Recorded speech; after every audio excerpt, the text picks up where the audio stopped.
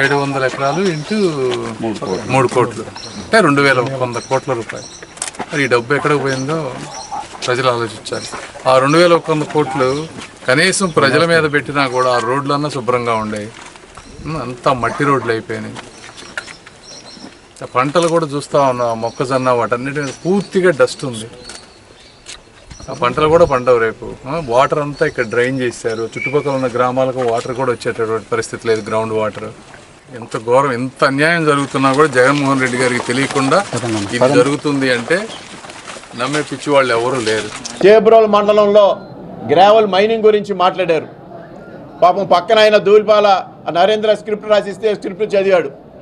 నేను ఒకటే కోరుతున్నా ఆ ఎన్ఆర్ఐని, ఆ పక్కన ఉన్న మీరు వెళ్ళినప్పుడు 2 ఇళ్ళు తలుపు కొట్టి అడిగితే ఈ ప్రాంతంలో ఎవరు గ్రావెల్ మైనింగ్ చేశారని చెప్తే 700 ఎకరాలు 650 ఎకరాలు దూలిపాల నరేంద్ర చేశాడని చిన్న పిల్లవాడిని అడిగినా చెప్తారు. తెలుగుదేశం పార్టీకి ఒక వెనతో పెట్టిన విద్య ఉంది.